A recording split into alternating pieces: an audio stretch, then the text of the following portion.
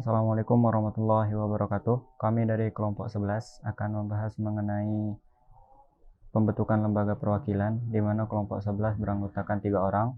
Yang pertama Megat Ahmad Sahrani, NIM 511, lalu Muhammad Purrahman Nuzam Hendra, NIM 514, dan Alifa Sapwa Kamila, NIM 534. Sejarah terbentuknya lembaga perwakilan berawal dari keinginan Rousseau untuk tetap melaksanakan demokrasi seperti pada zaman Yunani kuno. Namun hal ini tidak dapat terrealisasikan dikarenakan beberapa faktor seperti luasnya wilayah suatu negara, bertambahnya jumlah penduduk, dan semakin rumitnya permasalahan yang berkaitan dengan kenegaraan, sehingga muncul istilah demokrasi tidak langsung atau demokrasi perwakilan, di mana demokrasi ini melalui lembaga-lembaga perwakilan yang ada di suatu negara. Adanya prinsip kedaulatan rakyat yang diwujudkan dalam bentuk peraturan perundang-undangan serta mencerminkan struktur dan mekanisme kelembagaan negara dan pemerintahan yang menjamin penegakan sistem hukum dan berfungsinya sistem demokrasi. Perwujudan negara demokrasi tentu memerlukan suatu pelembagaan. Dalam sistem pemerintahan demokrasi, lembaga perwakilan merupakan unsur terpenting, dikarenakan setiap sistem demokrasi adalah ide bahwa warga negara seharusnya terlibat dalam hal tertentu di bidang penentuan keputusan politik, baik secara langsung maupun melalui wakil yang dipilih dalam lembaga perwakilan. Dari segi kelembagaan, prinsip kedaulatan rakyat diorganisasikan melalui dua cara, yaitu pembagian kekuasaan dan pemisahan kekuasaan. Dalam konteks kedaulatan rakyat mengandung arti secara sederhana, yaitu kekuasaan penuh berada di tangan rakyat. Maka sejalan dengan teori Rousseau tentang kedaulatan rakyat, maka kedaulatan rakyat tidak dilakukan langsung oleh semua rakyat, namun akan ada wadah untuk menampung perwakilan dari semua rakyat dan aspirasi rakyat, yaitu dengan pembentukan lembaga perwakilan. Jadi yang memegang kekuasaan tidak serta-merta seluruh rakyat, akan tetapi diserahkan kepada lembaga perwakilan yang diisi oleh wakil rakyat dalam menjalankan pemerintahan. Lembaga perwakilan ini memiliki perbedaan penyebutan di berbagai negara. Ada yang menamakannya sebagai parlemen, dan ada juga yang menamakannya sebagai Dewan Perwakilan Rakyat atau DPR. Di dalam pembentukan lembaga perwakilan terdapat dua sistem, yaitu sistem lembaga perwakilan unikameral dan sistem lembaga perwakilan bikameral. Dalam sistem lembaga perwakilan unikameral atau tipe 1 kamar, tidak dikenal adanya dua badan yang terpisah seperti adanya DPR dan Senat atau Majelis Tinggi dan Majelis Rendah. Namun justru sistem unikameral ini yang sesungguhnya lebih populer, karena sebagian besar dunia sekarang sedang menganut sistem ini. Namun sistem ini hanya dianut pada negara-negara dengan ukuran kecil. Sedangkan sistem bikameral dapat diartikan sebagai sistem dua kamar dilengkapi dengan kewenangan yang sama-sama kuat.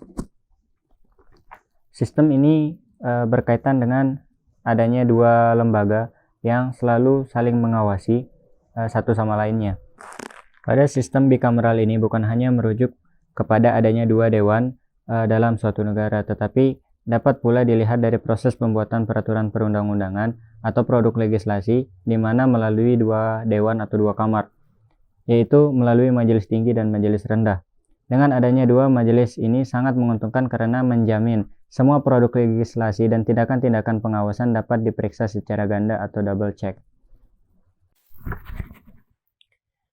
Esensi hadirnya kelembagaan dalam struktur ketenagaraan adalah fungsi representasi, yaitu melakukan sesuatu untuk kepentingan rakyat yang untuk mewakili.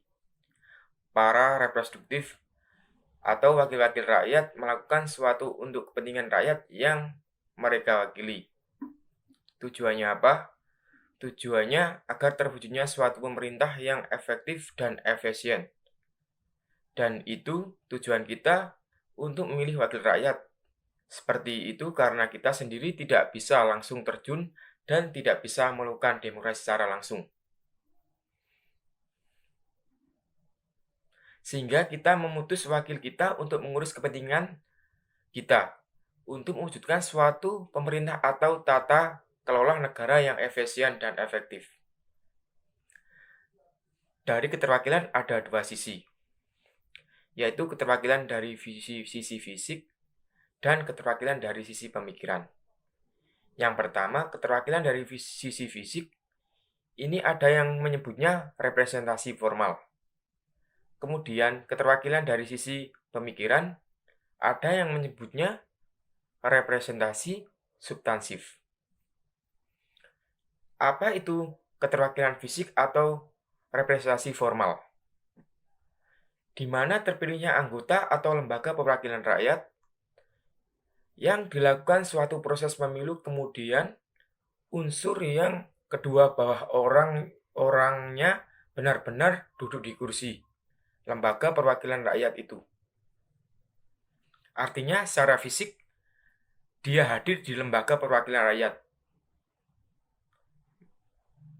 Maksudnya keterwakilan secara fisik, secara formal. Nah, ini adalah keterwakilan dari sisi pemikiran atau secara substansif. Mereka unsurnya adalah dalam sisi keterwakilan. Pemikirannya representasi. Dan representasi itu representasi substansif. Dan yang pertama adalah menangkap atau menyerap aspirasi rakyat. Kemudian menyuarakan aspirasi itu dalam proses pengambilan kebijakan. Terbentuknya Lembaga Perwakilan Indonesia. Di mana terbentuknya Lembaga Perwakilan Indonesia secara garis besar dibagi menjadi 3 periode. Pada tahun 1916, pada masa penjajahan Belanda, terdapat parlemen yang disebut Volksraad, yang mana posisi ketua diangkat oleh raja dan anggota diisi oleh sebagian golongan dari bumi putra. Namun ketika Belanda mengakhiri masa penjajahannya yaitu pada tanggal 8 Maret 1942 dan terjadi pergantian kekuasaan dari Belanda kepada Jepang, berimbas kepada posisi dan keberadaan Volksraad yang tidak diakui lagi. Pada tahun 1943, Volksraad diganti menjadi Chuo-sang-in.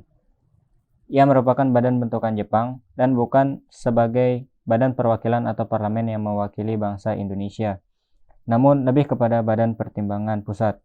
Pada tahun 1945, dibentuk Komite Nasional Indonesia Pusat yang beranggotakan 137 orang, yang diakui sebagai cikal bakal berdirinya Badan Legislatif Indonesia. Tanggal peresmian KNIP yaitu pada tanggal 29 Agustus 1945 ditetapkan sebagai hari lahir DPR Republik Indonesia. Parlemen menurut UUD 1945 sebelum perubahan ada banyak pendapat, tapi di sini kami hanya mengambil 2 pendapat besar, yaitu menurut Komisi Konstitusi dan menurut Jimli Asidiki. Yang pertama, menurut Komisi Konstitusi, mereka menyebut struktur Parlemen RI sebelum perubahan UUD adalah unikameral, yaitu sistem 1 kamar saja yang terdiri dari DPR. Jadi saat itu mereka beranggapan hanya DPR lah yang memiliki kewenangan untuk membuat undang-undang dasar, namun MPR tidak. Karena menurut mereka MPR itu hanyalah perkumpulan wakil-wakil rakyat saja, karena juga MPR saat itu tidak dipilih langsung oleh rakyat.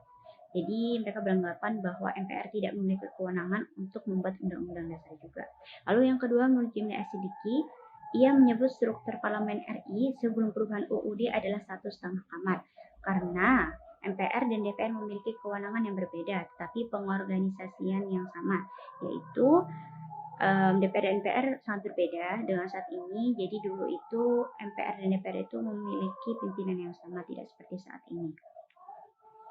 Lalu selanjutnya, parlemen menurut Konstitusi RI 1949, yaitu ada sistem 2 kamar, yang pertama DPR dan yang kedua Senate. Lalu selanjutnya, parlemen menurut Undang-Undang Dasar Sementara 1950, sistem 1 kamar, yaitu DPR saja, karena Senate sudah bubar. Lalu kembali lagi ke parlemen menurut UUD NRI 1945, yaitu setelah perubahan amandemen. Ada MPR, DPD, dan DPR.